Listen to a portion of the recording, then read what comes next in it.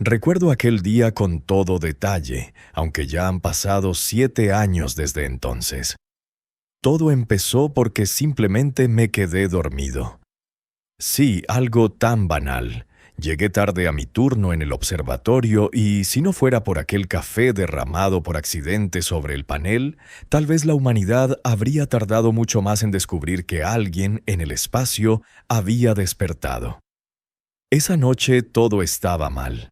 El cielo demasiado claro, los instrumentos demasiado silenciosos, incluso mis colegas extrañamente amables. Encendí el analizador espectral y en el monitor aparecieron los gráficos habituales de actividad solar. Pero entre ellos hubo un pico. No grande, no catastrófico, solo extraño. Como si alguien hubiese parpadeado a través del ruido de radio. Amplié la escala y sentí que el corazón se me encogía. La señal no era natural. Se repetía a intervalos exactos, matemáticamente precisos, como si alguien allá, más allá de la órbita de Neptuno, encendiera y apagara un interruptor según un horario. Y ese alguien sabía perfectamente que podíamos escuchar. Al principio creí que era un error, quizá un satélite, o interferencia de viejas sondas. Pero cuanto más miraba el gráfico, más sentía que no era solo ruido. Había un ritmo, como si respirara. Y lo peor era que resonaba dentro de mí, como si lo escuchara no por los instrumentos, sino con mis propios oídos, dentro de la cabeza. Descargué los datos y los envié al centro internacional, pero seguí frente al monitor, incapaz de apartar la vista. 1 hora después recibí la respuesta. La señal había sido detectada en otros 4 puntos de la Tierra. Observatorios en Australia, Chile, Canadá e incluso en la estación lunar la confirmaron. No era un fallo, no era una reflexión, era algo que había despertado. Fue entonces cuando entendí por primera vez que la expresión «el silencio del espacio» era una mentira conveniente. El cosmos no calla. Escucha. Al día siguiente todos los medios estallaron con la noticia, pero por supuesto nada se confirmó oficialmente. Hablaron de un fallo técnico, de erupciones solares, de científicos buscando el origen. Nosotros, dentro del sistema de observación, veíamos más. La señal se hacía más fuerte. Se repetía cada 3 horas, y en el espectro empezaron a aparecer patrones, como si alguien intentara encontrar la frecuencia correcta. Pasé una noche en vela analizando los fragmentos y de pronto comprendí. No era solo una secuencia de impulsos, sino una estructura de datos. Dentro había codificación, antigua, primitiva, parecida a las primeras transmisiones digitales de la Tierra del siglo XXI. Como si alguien, tras millones de años, hubiera aprendido a adaptarse a nuestro sistema de comunicación. O, peor aún, que nosotros nos hubiéramos adaptado al suyo. Ese pensamiento me heló la sangre. Cuando la señal alcanzó su máximo, nuestro telescopio detectó un leve resplandor en la zona del cinturón de Kuiper. Al principio pensamos que era un cuerpo helado reflejando la luz de estrellas lejanas. Pero la luz no era un reflejo. Parpadeaba con la misma frecuencia que la señal. Allí donde durante miles de millones de años solo había vacío, algo se movía. Me quedé con la frente pegada al cristal, sin entender por qué dentro de mí no había miedo, sino entusiasmo. Tal vez eso sea la locura del científico, ver belleza en el desastre inminente. Aún no sabía qué era lo que había despertado. Nadie lo sabía. Pensábamos que podía ser un sistema automático de una civilización antigua, un faro olvidado, una cápsula tecnológica. Pero cuanto más observábamos, más claro se volvía. No era solo una máquina, era una mente. No enviaba una señal, llamaba. Y su llamada no era en palabras, sino en sensación. Había en ella una espera, como si alguien despertara y recordara que había dejado aquí algo importante. Cuando por primera vez apareció la frase «El despertar de los antiguos», solo me reí. Así llamaron al proyecto en la prensa. Bonito, sonoro, con un toque de catástrofe. Pero cuanto más tiempo pasaba, menos ganas tenía de reír. Cada nueva transmisión traía cambios. Surgían picos con amplitudes que coincidían con los biorritmos de organismos vivos. Obtuvimos modelos que parecían un pulso. Luego dibujos, como si alguien intentara representar esquemas, líneas, espirales. Todo se dirigía en una sola dirección, hacia el centro del sistema solar, hacia nosotros. Empecé a sentirme no como un investigador, sino como un testigo de algo ancestral que debió haber quedado en las leyendas y no en los informes científicos. Y lo más inquietante, ese ritmo, ese golpeteo cósmico ya no se detenía. Se convirtió en parte del silencio de fondo en el que vive la Tierra. Desde entonces ya no estoy seguro de que las estrellas solo brillen. A veces creo que duermen, y que alguien entre ellas acaba de empezar a despertar. Todavía recuerdo el momento en que ese mensaje apareció por primera vez en la pantalla. Estaba en el laboratorio, comiendo fideos fríos de un vaso de plástico, intentando no dormirme con el zumbido monótono de los servidores. Todo parecía normal, hasta que en el panel de monitoreo empezó a parpadear un indicador rojo de recepción de datos. Fuera del horario previsto, fuera del rango asignado, desde las profundidades del espacio interplanetario, donde incluso el ruido de radio suele ser perezoso, como un viejo al sol. El paquete de datos era corto, comprimido al máximo, pero con una estructura perfectamente precisa, una exactitud imposible en la naturaleza. Cuando descifré los primeros bits, sentí como si alguien me mirara a través. El texto no apareció de inmediato. Los símbolos se desplegaban del código lentamente, como si la computadora dudara en mostrar el significado. Y luego la pantalla simplemente mostró la frase: «Están usando algo que no les pertenece. Devuelvan el sol». Me quedé mirando esas palabras unos 10 minutos, quizá. Luego me eché a reír. Fuerte, nervioso, hasta el hipo. Claro, el espacio bromea. Cualquiera puede tener un fallo, pero solo a mí me toca un ultimátum místico de las estrellas. Cuando mostré ese mensaje a mis colegas, el ambiente en el laboratorio cambió al instante. Primero hubo una risa confusa, luego silencio. Nadie quería admitirlo, pero todos lo entendíamos. La estructura de la transmisión era demasiado compleja para provenir de una fuente terrestre.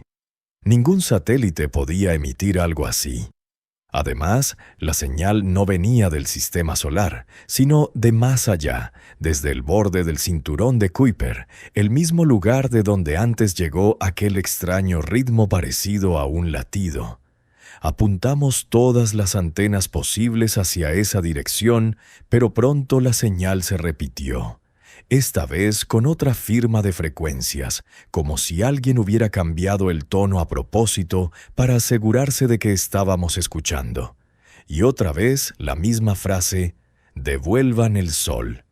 Simple, comprensible, absurdamente absurda. ¿Devuelvan el sol? ¿A quién?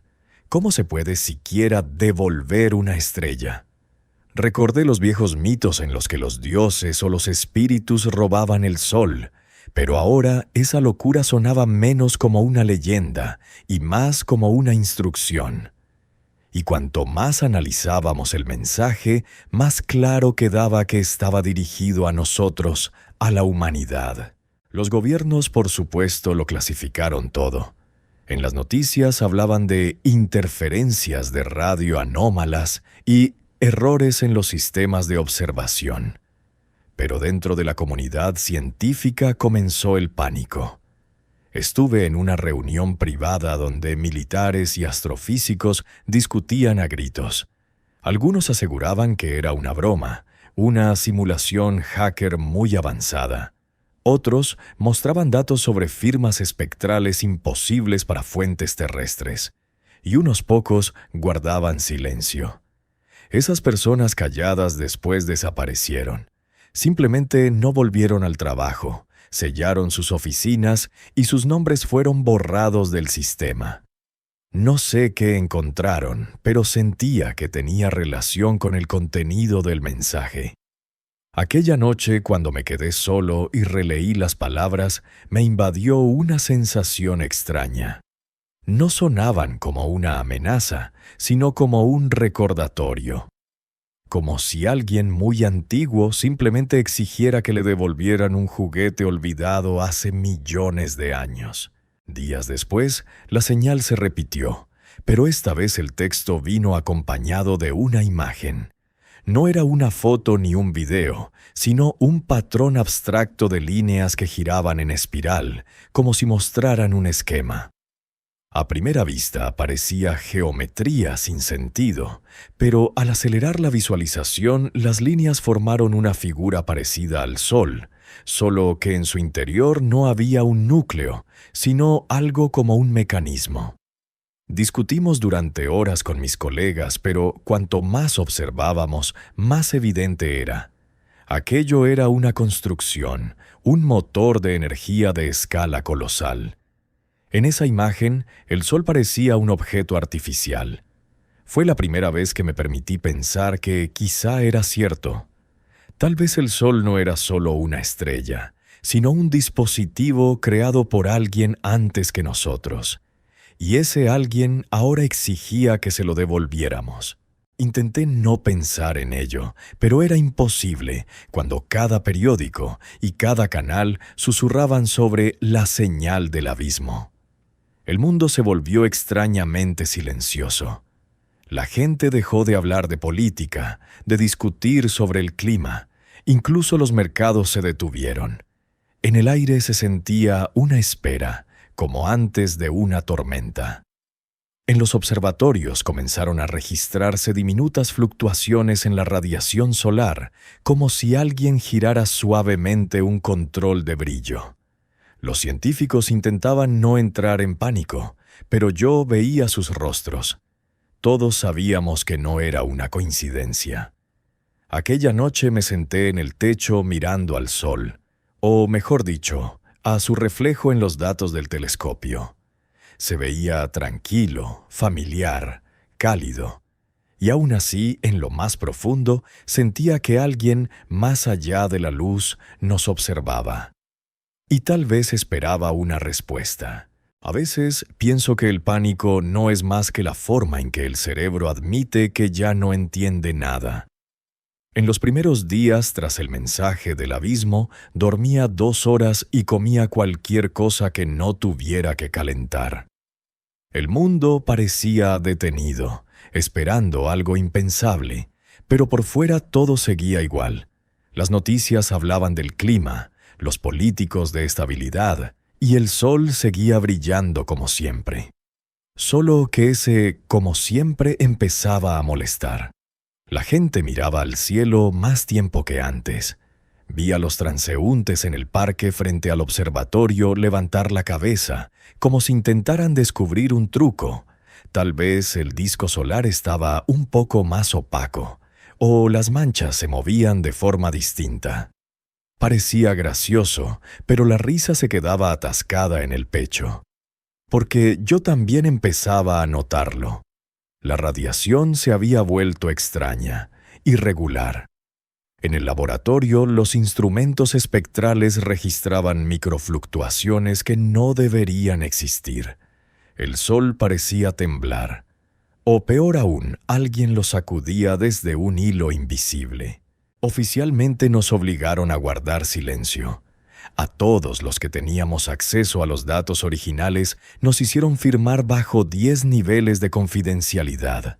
Documentos, protocolos, incluso correos electrónicos. Todo fue eliminado, dejando solo archivos vacíos. Pero los astrofísicos tenemos un mal hábito. Guardamos copias. Estamos demasiado acostumbrados a dudar. Y en una de esas copias vi algo que no me dejó en paz durante semanas. Era una serie temporal de la actividad solar de los últimos 20 años. Superpuse los datos recientes y entendí que los cambios habían empezado hacía tiempo. Nadie los había notado porque el Sol es demasiado familiar como para buscarle anomalías. La radiación se desplazaba en fase, como si un potente mecanismo estuviera perdiendo gradualmente la sincronización. Y si esos números eran correctos, el Sol realmente funcionaba como un motor. Uno real, técnico.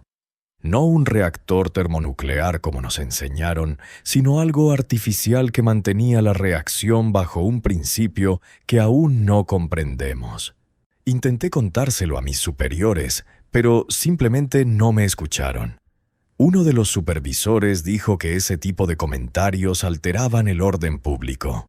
Otro me sugirió tomarme unas vacaciones.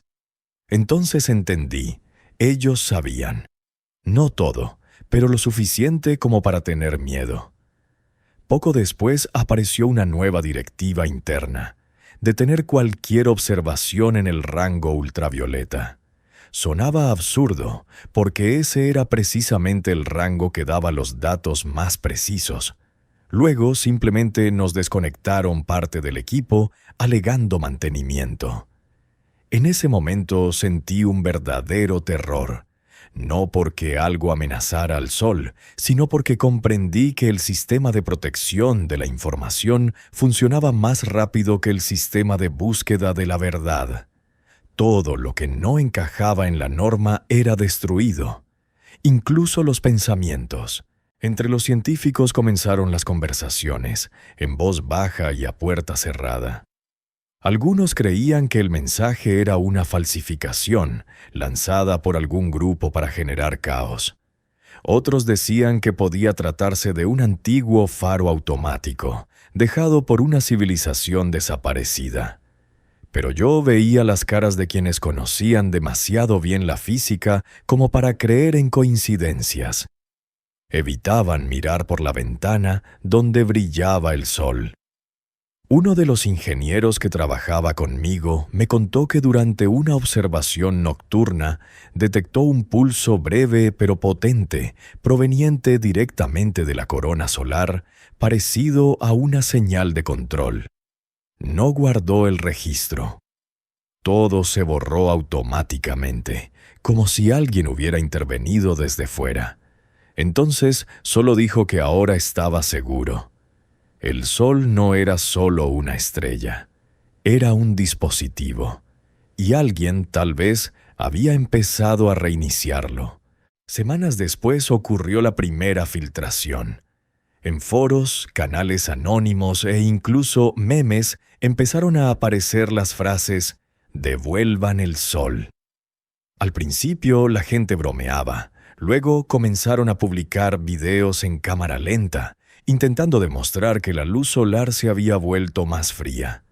El pánico creció de forma silenciosa, como un virus. Caminaba por la calle y escuchaba a los transeúntes decir que el gobierno ocultaba la verdad. Los rumores se multiplicaban. Algunos afirmaban que en el centro del Sol había un reactor gigantesco. Otros decían que hacía tiempo había sido reemplazado por una copia artificial tras una catástrofe. Lo peor era que nada de eso sonaba a locura, sino a suposiciones para las que no existían pruebas. Y yo, un hombre de ciencia, comprendí de pronto que tampoco podía decir dónde terminaba la fantasía y empezaba la realidad. Todos nos habíamos convertido en rehenes de la oscuridad escondida en la fuente más brillante de luz. A veces subo al techo y miro el cielo nocturno, intentando volver a sentir esa vieja sensación de calma. Pero ya no llega. El mundo parece lleno de un zumbido, como si bajo su superficie algo se despertara lentamente, preparándose para salir. Las explicaciones simples ya no sirven. Dejé de creer en ellas. Hemos vivido tanto tiempo bajo la luz sin hacer demasiadas preguntas y apenas ahora empezamos a entender que tal vez esa luz no es nuestra. Somos solo inquilinos temporales en un mundo ajeno. Y quizás aquel mensaje del abismo no era una amenaza, sino un recordatorio cortés de que el plazo de nuestro arrendamiento está por terminar. Nunca pensé que acabaría entre los que decidirían volar hacia el sol. Desde niño me parecía algo constante, como la gravedad o el olor a tierra tras la lluvia. Pero luego, tras el mensaje, tras todas esas filtraciones y prohibiciones, el sol dejó de ser solo una estrella. Se convirtió en una pregunta. Y cuando anunciaron la misión Helios, envié mi solicitud casi sin pensarlo. Tal vez por obstinación profesional, o quizá solo quería ver con mis propios ojos en qué nos habíamos metido. La selección fue brutal. A los candidatos nos revisaban como si fuéramos a sobrevivir, no a investigar. Y, en cierto modo, así fue. Cuando nos encerraron para la preparación final en el domo de simulación, me mostraron por primera vez los nuevos datos. Alrededor del Sol se detectaban campos de naturaleza desconocida, ni gravitacionales, ni magnéticos, ni radiactivos. Algo distinto, como un enorme contorno oculto bajo la superficie luminosa. Fue entonces cuando escuché por primera vez la expresión firma mecánica, y comprendí que ya no era teoría. Alguien allá afuera realmente estaba construyendo. El vuelo comenzó con una sensación de irrealidad. Estaba sentado en la cápsula, sujeto por los cinturones, y no podía quitarme de la cabeza que todo esto parecía una película experimental. Detrás del visor, el vacío, silencioso, sin fondo. En las pantallas, números, parámetros, fórmulas, pero detrás de todo eso había una simple verdad. Volábamos hacia una estrella que, tal vez, no era una estrella. Cuanto más nos acercábamos, más se volvía loca la instrumentación. Los magnetómetros mostraban picos, como si alguien tirara de los cables. Los lidares se negaban a enfocar. Y aún así, en medio de todo ese caos, se adivinaba una estructura. Un ritmo que se repetía con un periodo, como si el corazón del Sol latiera al compás de una máquina incomprensible. Cuando entramos en la zona de la corona, los sensores empezaron a emitir pitidos, como si alguien intentara hacerlos callar.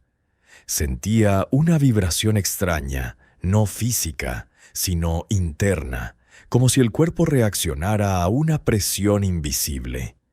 Más tarde supe que todos lo habían sentido. Al tercer día de viaje, el sistema de comunicación falló. Silencio absoluto. Estábamos en una zona donde las ondas de radio se distorsionaban y las señales reflejadas desde la corona volvían con retraso y en otras frecuencias, como si alguien las editara. Uno de los ingenieros dijo que el Sol nos hablaba, solo que no sabíamos escuchar. En ese momento sonó como una broma nerviosa, pero lo recordé, porque en cierto momento yo también lo escuché. Era como un zumbido, rítmico, constante. No un sonido, más bien una sensación en los huesos. Activamos un nuevo espectrómetro y obtuvimos un gráfico que ningún instrumento podía explicar. La radiación tenía una estructura digital precisa que se repetía a intervalos de 24 minutos. No era caos, no era energía, era una secuencia, como si el propio Sol estuviera emitiendo un código. Cuando comprendí que ese código coincidía con los patrones del mensaje «Devolve del Sol», todo se me dio vuelta por dentro. No nos acercábamos solo a una fuente de luz, sino a una fuente de voluntad. En el momento en que alcanzamos el perihelio, todo cambió. La temperatura exterior alcanzaba cifras impensables, pero el escudo térmico resistía. De pronto, la imagen en la pantalla central se distorsionó, como si alguien hubiera pasado la mano por el agua y vi contornos. No fuego, no plasma, estructuras. gigantescas formas geométricamente perfectas, parecidas a arcos, cúpulas, líneas que se perdían en la profundidad del cuerpo solar. Pulsaban al ritmo del ruido de radio. Toda la tripulación se quedó inmóvil. Alguien dejó caer una tableta, otro se tapó la boca con la mano. Yo simplemente no podía apartar la mirada. No estábamos viendo el caos de un infierno termonuclear, sino arquitectura.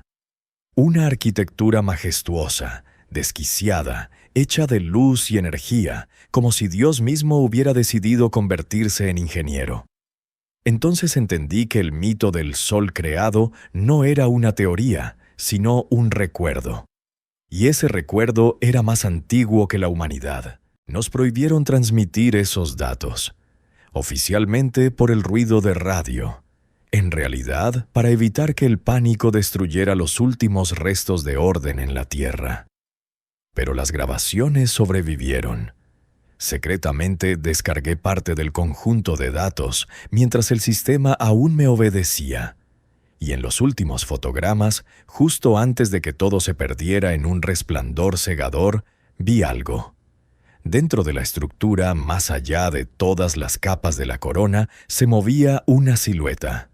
No física, no tangible, más bien una sombra, o una voluntad, o un pensamiento con forma.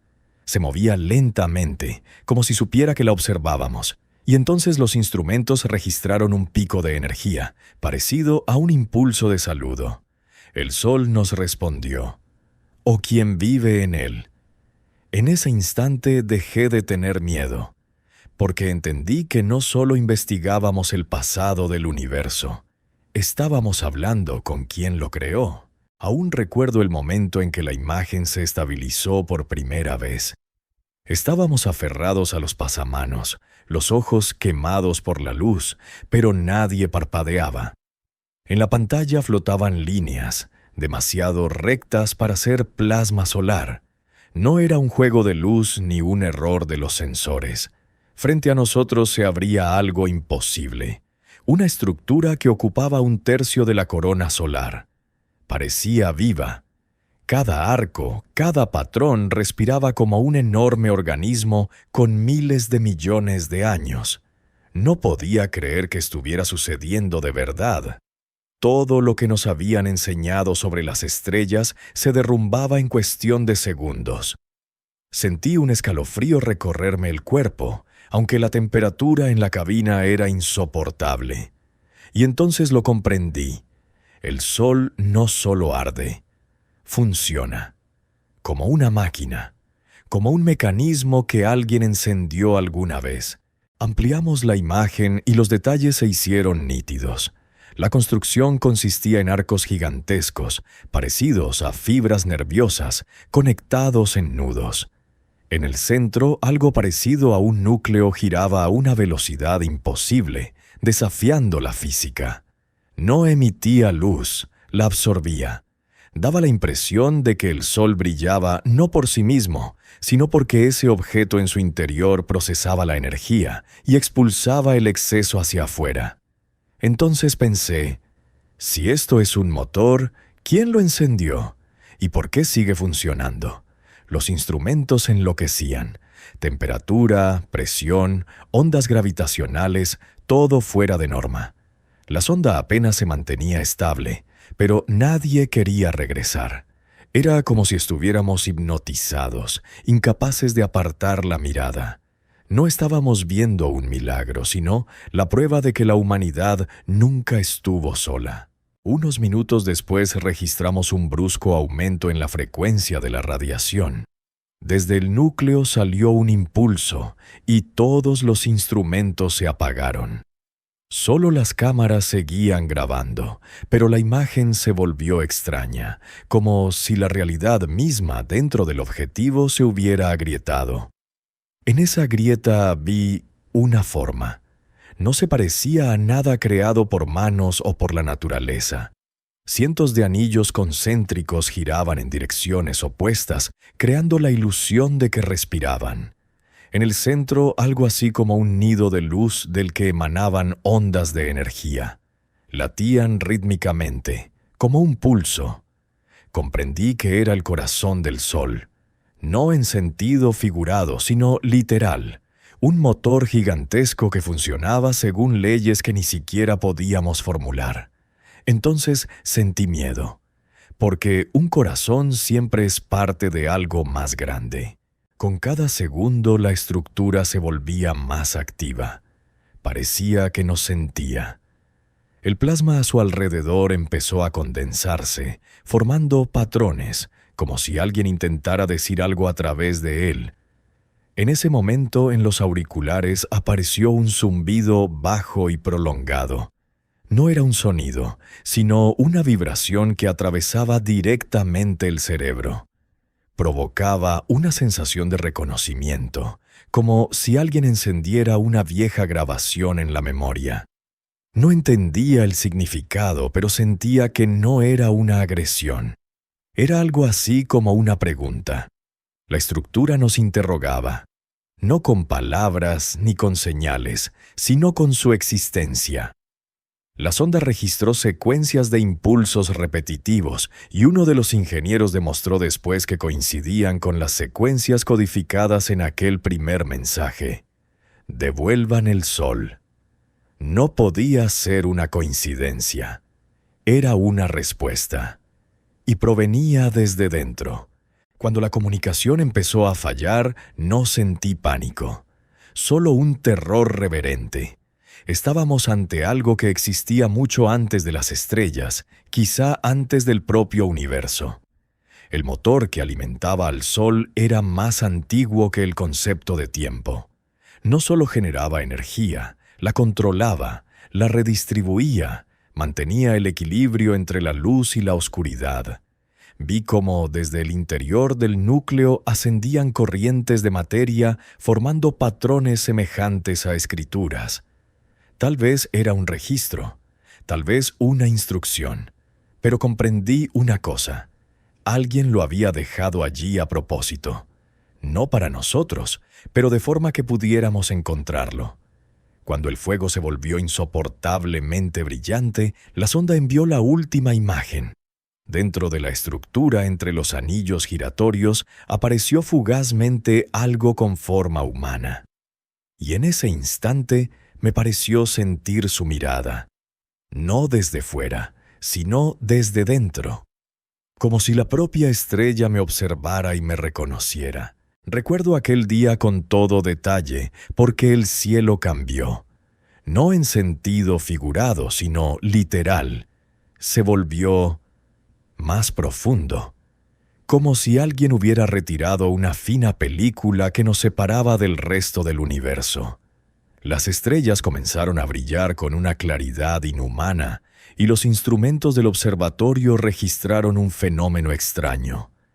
El espacio empezó a respirar. Nadie entendía qué significaba hasta que, sobre la órbita terrestre, apareció aquel resplandor. Al principio pensé que era el reflejo de un satélite o un destello solar, pero el objeto no giraba ni se movía, simplemente estaba, y su presencia se sentía en la piel. Aún sin verlo directamente, podías percibir una leve presión, como una mano invisible tocando el aire. En ese momento comprendí que no lo observábamos nosotros, sino que él nos observaba a nosotros. Unas horas más tarde, la radiación cambió y nuestros instrumentos captaron una nueva señal. No contenía palabras, pero su estructura era imposible de confundir con un ruido natural. No sé cómo explicar esa sensación, como si alguien se dirigiera a ti directamente, pero no mediante sonidos ni pensamientos, sino a través de la propia esencia de la conciencia. Nos parecía que el significado se filtraba solo en la mente. Entendimos que no era una amenaza ni una advertencia. Era una presentación. Decían que habían vuelto a casa. Tardé en aceptar que la palabra «ellos» ahora tenía un sentido concreto. Los mensajeros, como luego los llamarían los periodistas, no tenían cuerpos en el sentido habitual. Parecían masas de luz cuya geometría cambiaba constantemente. A veces daba la impresión de que dentro de cada figura se movía un mundo entero, como si en su forma se ocultaran estrellas en miniatura. Y aún así sentía que estaban vivos, verdaderamente vivos. Cuando desciframos el sentido de su mensaje, un frío recorrió mi cuerpo. Afirmaban que millones de años atrás habían construido esa lámpara que llamamos Sol, no como fuente de calor, sino como un faro. Según ellos, la humanidad no surgió por azar. Fue creada, o mejor dicho, cultivada bajo esa luz. El sol era su regalo, su máquina semilla, destinada a alimentar la vida y guiar el desarrollo de la civilización. Y ahora habían regresado para ver el resultado. No sabía qué pensar. La mitad de la comunidad científica lo consideró una mentira o una trampa, pero cuando los mensajeros empezaron a demostrar que podían controlar los flujos solares, desplazando manchas y regulando las erupciones como si respiraran, los escépticos callaron. El sol los obedecía como un hijo a un padre. Por primera vez me sentí no como un investigador, sino como un descendiente. Contaron que en el momento del nacimiento del universo, miles de millones de esos faros fueron distribuidos por las galaxias, cada uno en el corazón de un sistema joven donde pudiera surgir la vida. Su propósito era simple: expandir la luz. No solo la energía, sino la propia capacidad de la conciencia. Los escuchaba y no podía asimilar que no fuéramos una casualidad, que la humanidad tal vez fuera solo una parte de un experimento antiguo e inconcebiblemente vasto. Decían que habían dormido durante eras, esperando a que una de las civilizaciones aprendiera a ver más allá de la materia y pudiera oír su llamado.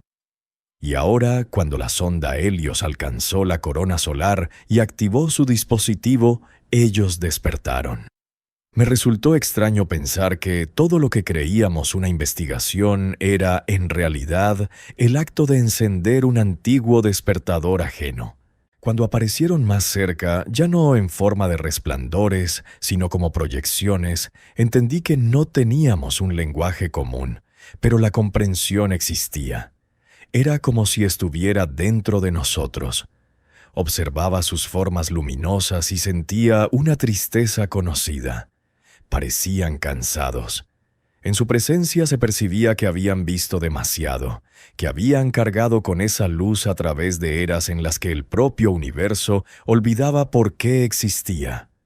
Uno de ellos se acercó, o tal vez solo lo sentí, y mi mente se llenó de un significado simple. Lo lograron. No entendí qué habíamos hecho exactamente, pero las lágrimas brotaron solas. No por miedo, sino por la certeza de que en miles de millones de años no habíamos perdido aquello por lo que se encendió ese fuego. Cuando los mensajeros desaparecieron, el espacio volvió a ser uniforme y las estrellas regresaron a sus posiciones habituales. Solo el sol se veía algo distinto.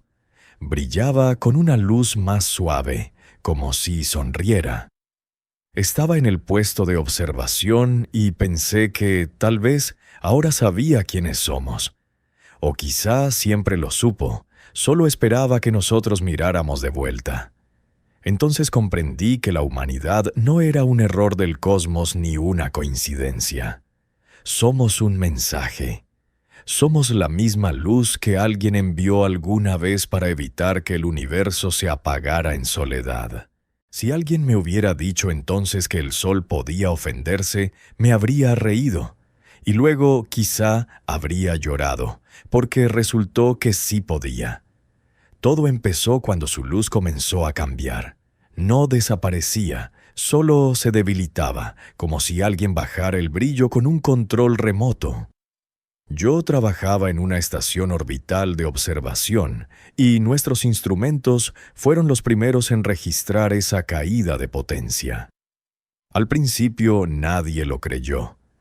Los científicos lo atribuyeron a fluctuaciones de actividad o errores de los sensores, pero yo lo veía con mis propios ojos. Los días eran más pálidos. Incluso las sombras en la Tierra parecían inseguras, como si dudaran de su propia existencia. Luego llegó un nuevo mensaje, sin sonido, sin voz, pero con un significado claro. Exigían que les devolviéramos el sol, devolverlo, como si se pudiera simplemente tomar y entregar de nuevo, como un juguete prestado por error.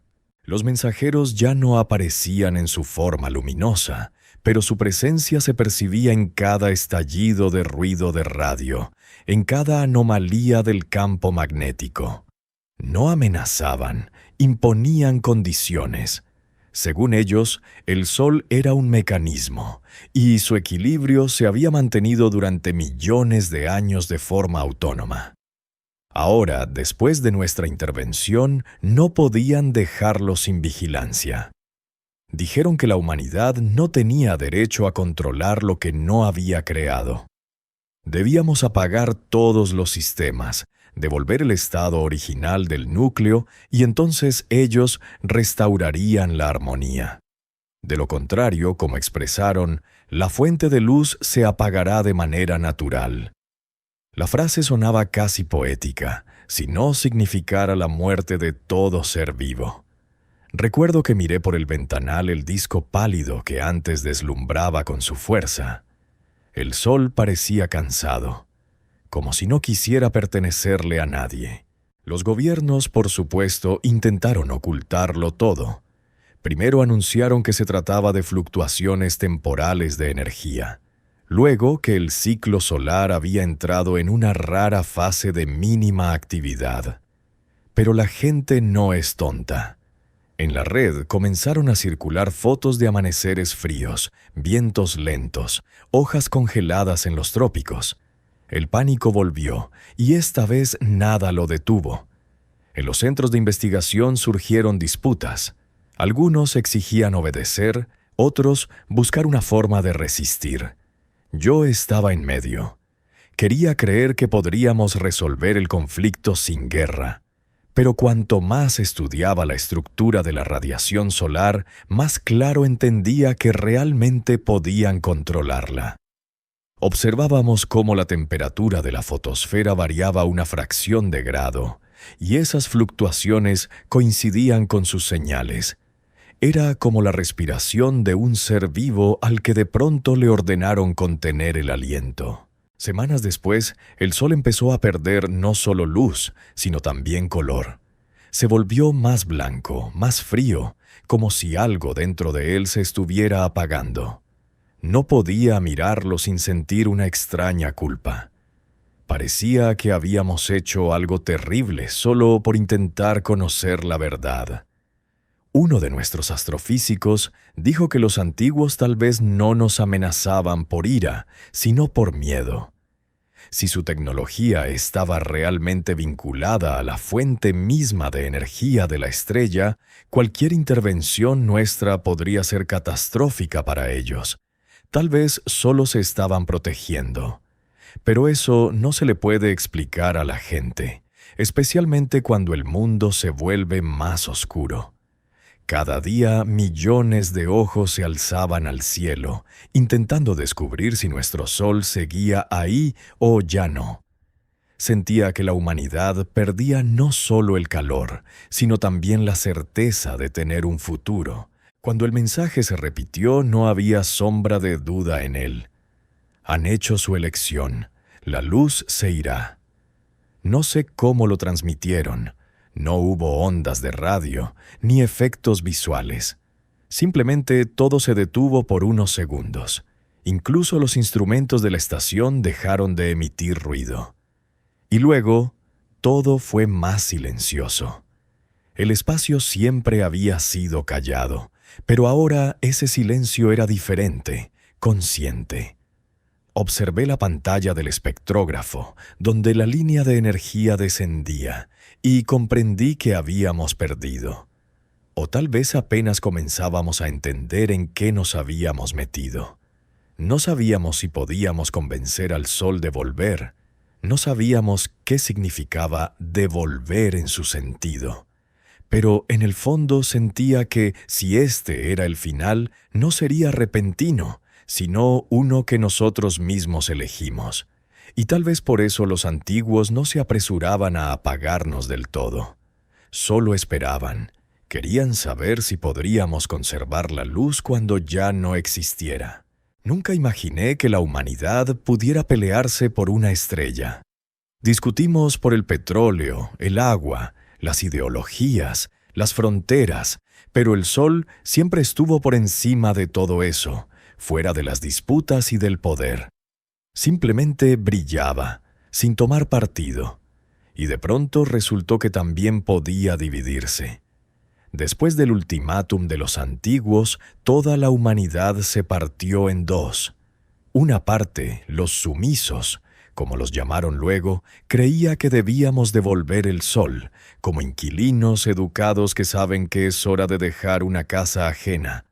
La otra, los guardianes, decían que si el sol nos había alimentado durante millones de años, entonces nos pertenecía por derecho de vida. Yo estaba en medio. Sentía que ambos tenían razón y estaban locos al mismo tiempo.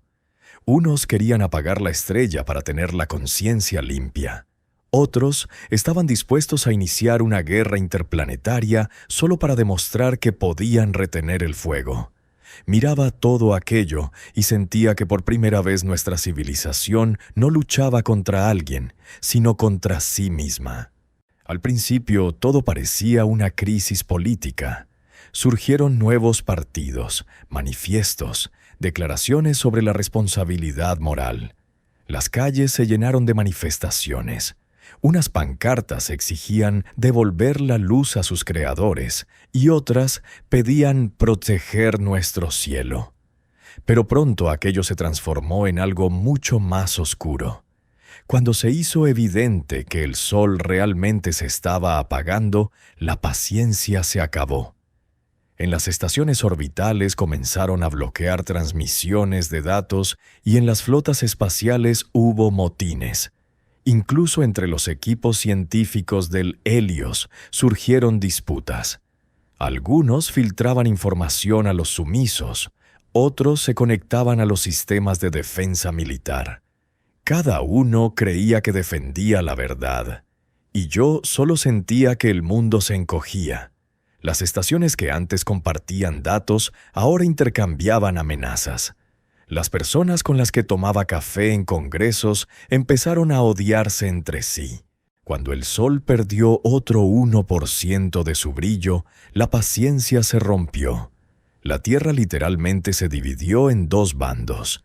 La Alianza del Retorno anunció el inicio de la operación para restaurar el orden del universo.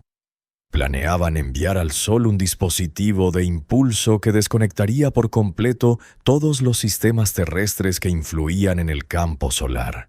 Una especie de botón de arrepentimiento. En respuesta, los guardianes activaron el proyecto Escudo Helios, una red de satélites armados con generadores termogravitacionales capaces de repeler cualquier intervención. Vi cómo sobre el planeta estallaban las primeras batallas, no por territorio, sino por el derecho a decirle al sol que era nuestro. Nadie entendía cómo podía librarse una guerra por una estrella que de todos modos estaba muriendo, pero lo hacíamos. Porque los humanos siempre luchan no por el resultado, sino por el sentido. Recuerdo el día en que el cielo se volvió gris. No por el clima, sino por las cenizas. Uno de los satélites fue derribado y sus restos entraron en la atmósfera, desintegrándose en miles de chispas ardientes. Caían despacio, como una lluvia de brasas. La gente los miraba en silencio. En ese momento comprendí que el sol no se apagaba porque los antiguos le quitaran la luz, sino porque nosotros mismos la habíamos sofocado. Solo reflejaba lo que ocurría dentro de nosotros. Nos habíamos vuelto fríos, codiciosos, seguros de nuestra razón y la luz se iba junto con eso. Los científicos, entre los que todavía me contaba, intentaban seguir con los análisis, pero cada vez era más evidente que la ciencia no podía nada ante la estupidez humana. Demostramos que podíamos medir la energía de una estrella, pero no nuestro propio delirio. En algún momento dejé de trabajar y me dediqué solo a observar. Miraba las pantallas con los datos de la órbita y comprendía que todo era un espectáculo. Ningún bando ganaría. Incluso si los antiguos se marchaban, ya habíamos destruido lo que queríamos salvar. En el espacio los humanos luchaban, en la Tierra morían ciudades y el sol seguía apagándose. No intervenía, no castigaba, solo se enfriaba, como cansado de nuestro grito. Y empecé a pensar que tal vez los antiguos nos habían dado esa elección no por poder, sino como prueba, no para ver si podíamos conservar la estrella, sino si podíamos conservarnos a nosotros mismos. Y, sinceramente, no estaba seguro de la respuesta. Aún recuerdo el día en que nos mostraron por primera vez el plano del arma capaz de intervenir en el corazón del Sol. Nadie lo dijo en voz alta, pero todos sabíamos que nos disponíamos a desafiar a los dioses. En el laboratorio reinaba un silencio extraño, no el habitual de la concentración, sino uno denso, pegajoso, casi religioso. Se suponía que el proyecto sería el último argumento de la humanidad en su disputa con los antiguos.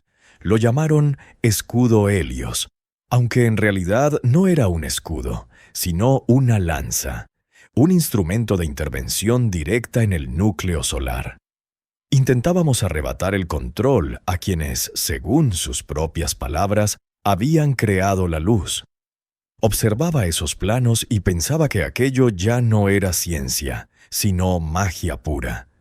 Los humanos, una vez más, querían ser creadores porque no soportaban que les recordaran cuál era su lugar. Desde el principio todo parecía una locura. Construíamos dispositivos que funcionaban al borde de la física y a veces más allá de ella. Generadores que se alimentaban no de energía, sino de distorsiones gravitacionales.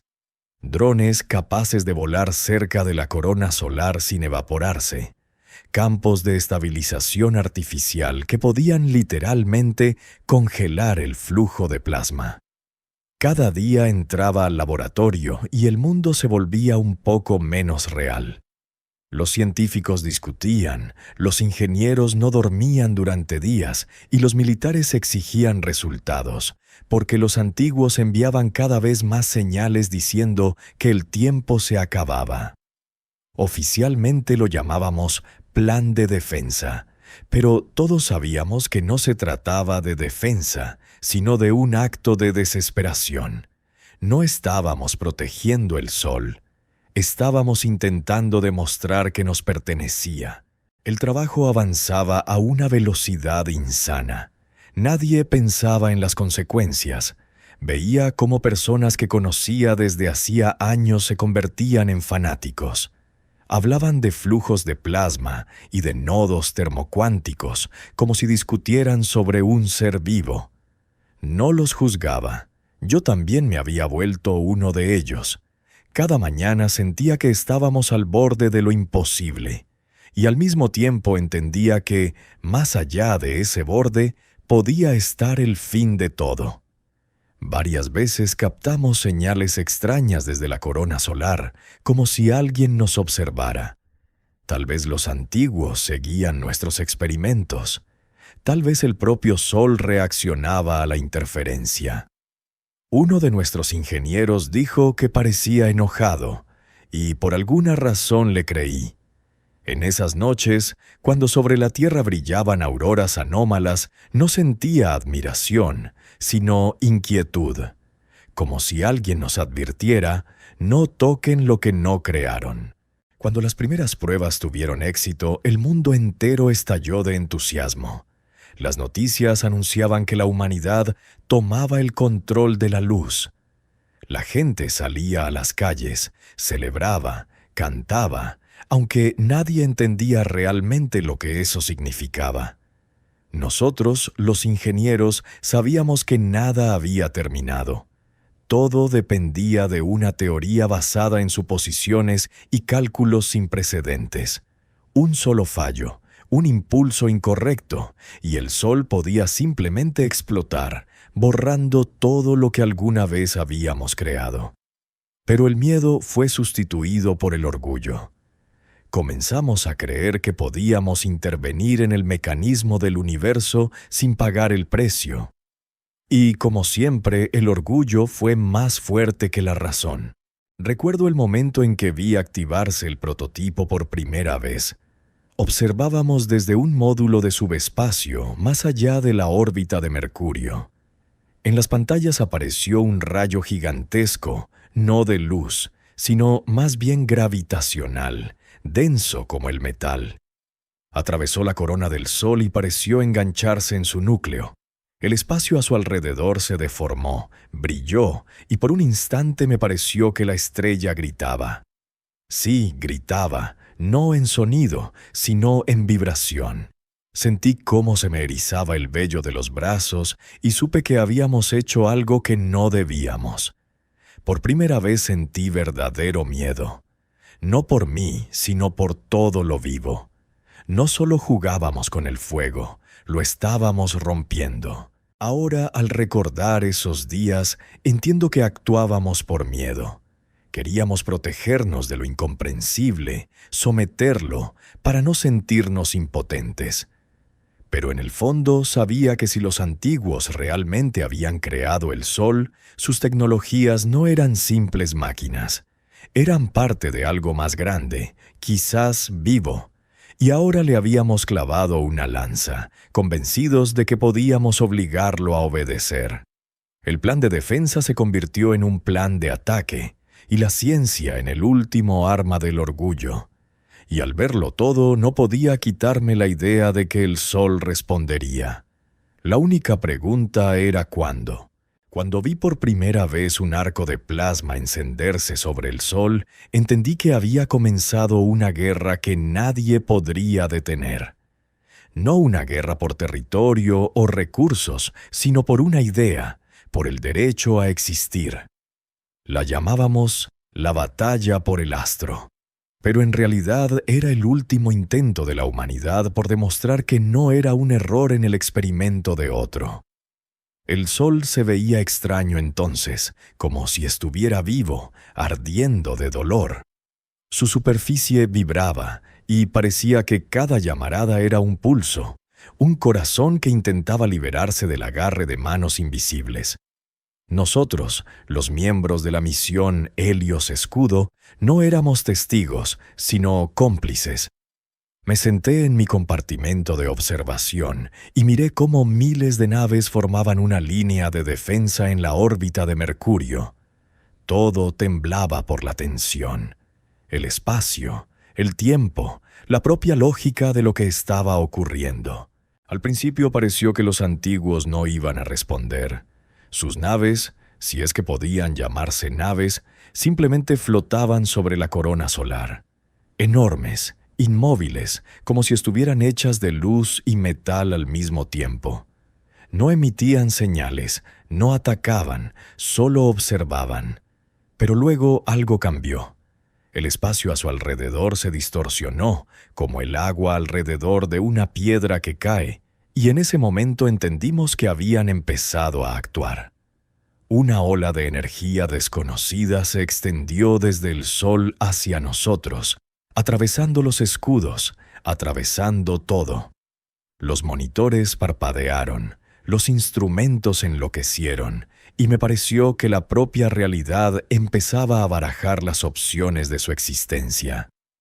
Algunos decían que era una forma de comunicación, otros que era un ataque. Pero vi las caras de mis colegas y en todas había la misma expresión. Miedo. No era un arma. Era un recordatorio de que éramos niños jugando con un fuego que nunca fue nuestro. Cuando la primera flota humana abrió fuego, el espacio literalmente estalló. Láseres y torpedos de plasma, vórtices magnéticos, antimateria. Todo se mezcló en un caos deslumbrante. Parecía que el cielo estrellado se había convertido en una tormenta gigante de luz. Intenté registrar los datos, pero los instrumentos no soportaban las sobrecargas. Frente al sol, las explosiones parecían picaduras de mosquito, pero cada una significaba cientos de muertos. Luchábamos contra máquinas que no conocían el miedo ni la duda. Se movían con precisión matemática, como si la propia física obedeciera su voluntad. ¿Y los humanos? Los humanos actuaban por emoción, por terquedad, por ese extraño impulso que los antiguos tal vez nunca conocieron. La fe desesperada de que, incluso si perdíamos, seguiría siendo nuestra decisión.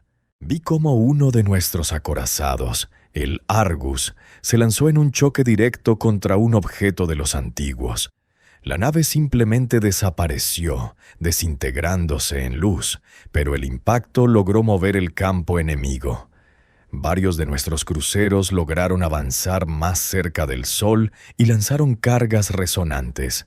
Nadie sabía qué pasaría. Algunos creían que el núcleo solar se estabilizaría, otros que explotaría. Yo, sinceramente, no creía en ninguna de las dos cosas. Todo parecía demasiado grande para que el ser humano pudiera comprenderlo de verdad. En ese momento sentí por primera vez que lo que ocurría no era una guerra, sino un diálogo en el que gritábamos y nadie nos oía. Tal vez ellos no querían destruirnos. Tal vez solo intentaban apagar la lámpara que nosotros mismos habíamos hecho parpadear. Luego ocurrió algo que todavía no puedo explicar. El espacio alrededor del Sol se detuvo de repente. Todos los instrumentos marcaron ceros. La comunicación por radio se cortó y durante unos segundos todo quedó en silencio, tan profundo que pude escuchar los latidos de mi corazón.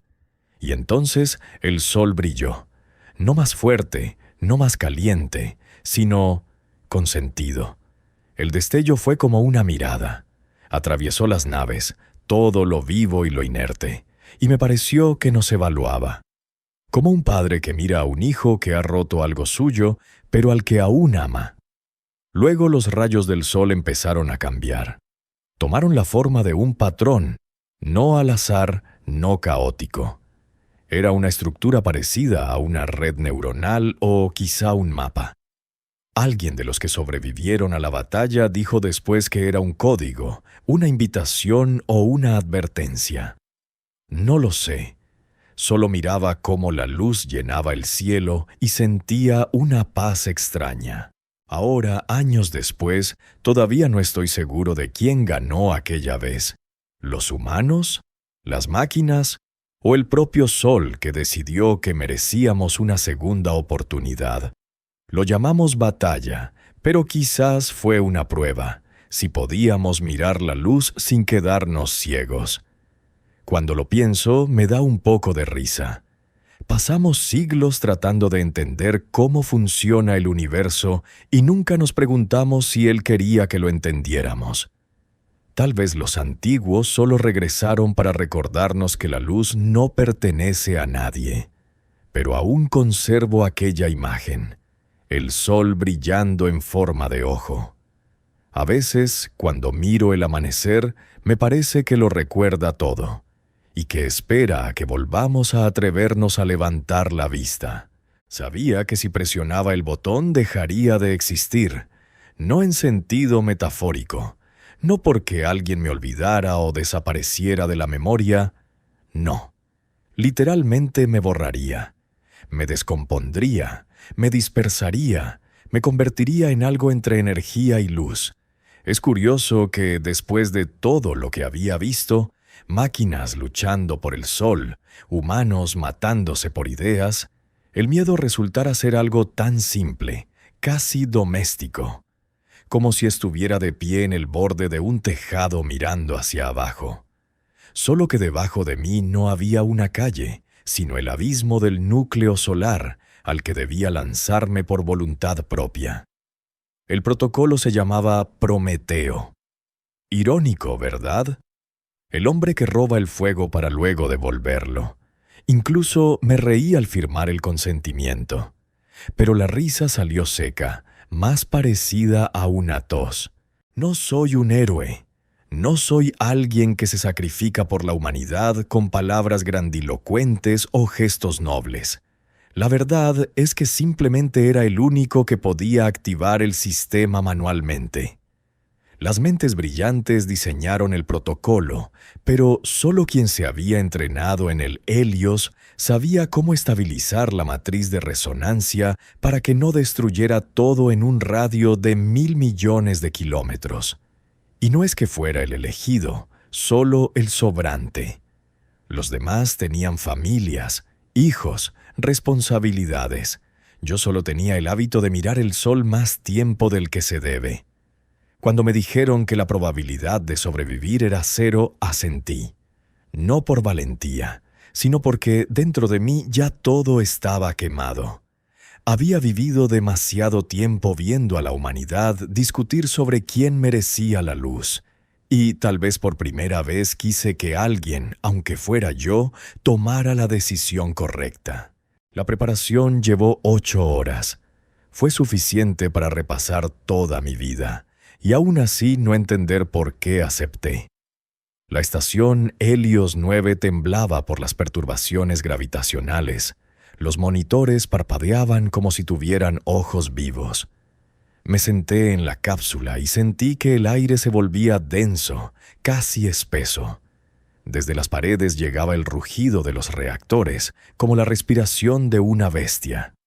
El protocolo exigía que el operador sincronizara sus señales neuronales con el campo del núcleo, en otras palabras, que se convirtiera en parte del Sol. Nadie sabía realmente qué significaba eso. En teoría, debía fusionarme con la energía, estabilizar el proceso y luego dejar de existir. En la práctica, nadie había regresado. Cuando la cuenta regresiva llegó a 10, recordé de pronto el olor del asfalto mojado tras la lluvia. No sé por qué precisamente ese olor. Tal vez el cerebro siempre busca algo vivo cuando entiende que llega el final. Cuando el proceso comenzó, esperaba dolor. Pero no lo hubo. Solo luz. No cegaba, al contrario, me absorbía.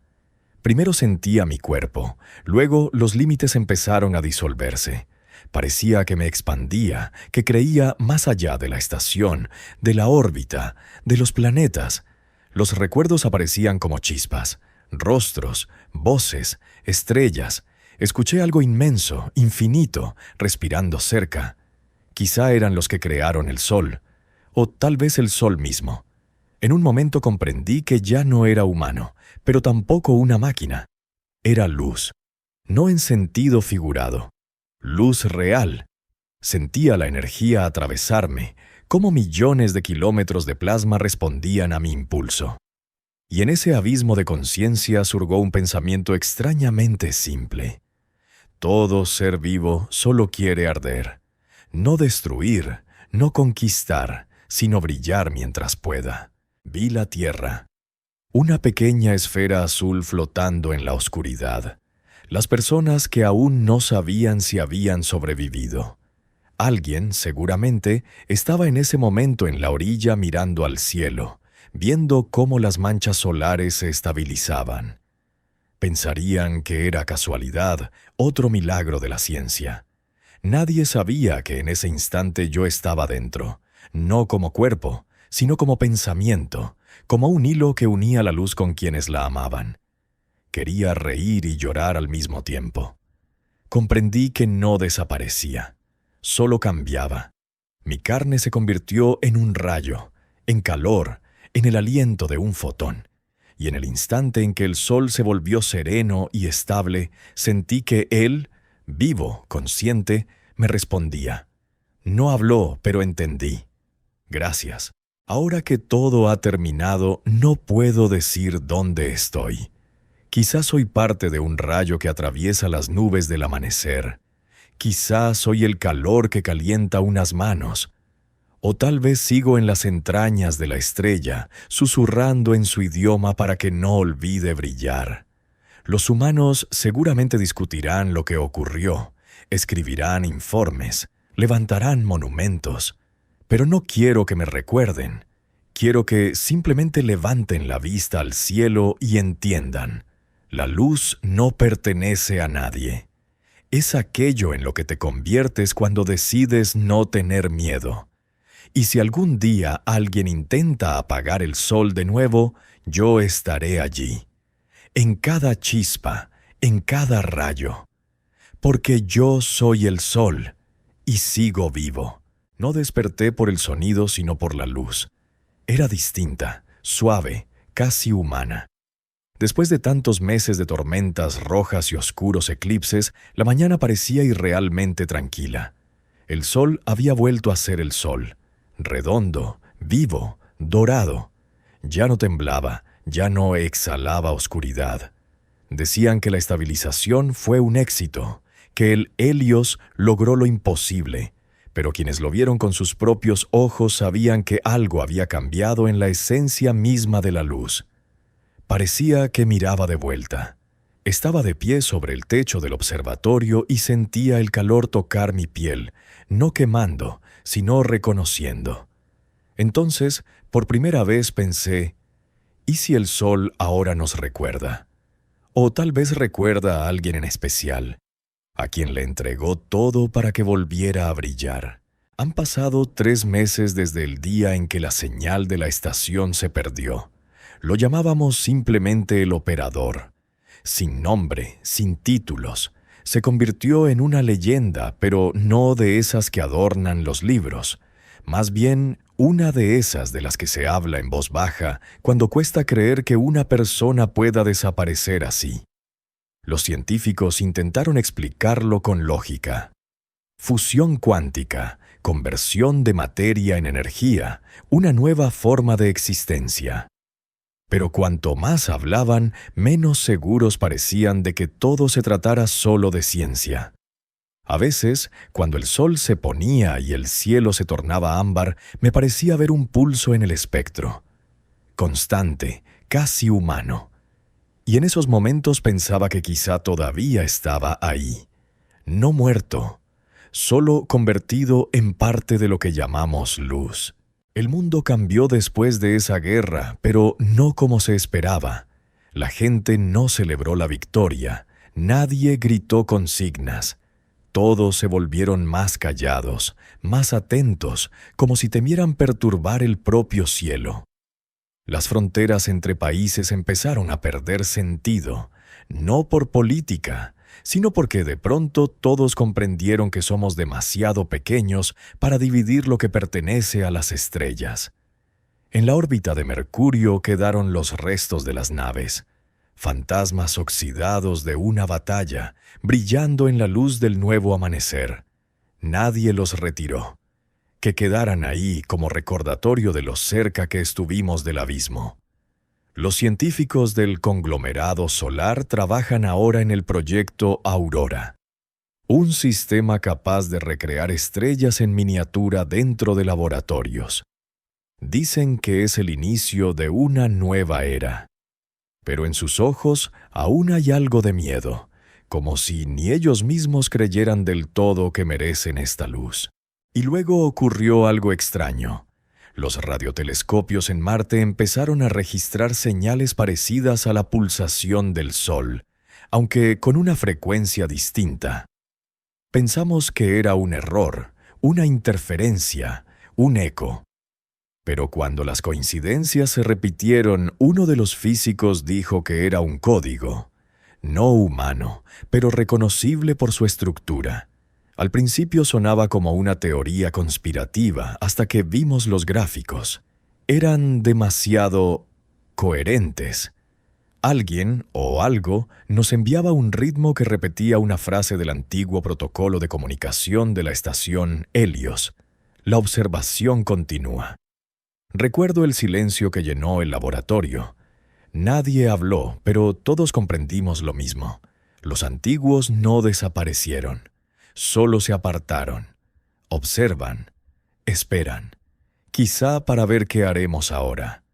A veces pienso que el sol es ahora una ventana. No un Dios, no un arma, sino un canal entre los que estuvieron antes y los que seremos después.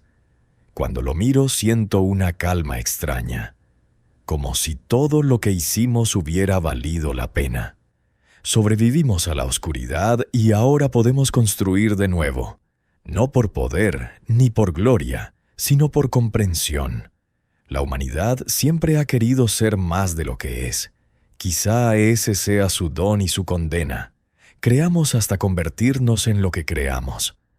A veces pienso que si algún día logramos encender nuestro propio sol en algún rincón de la galaxia, en el vacío donde nadie nos ve, ese será el momento en que los antiguos nos reconocerán como iguales.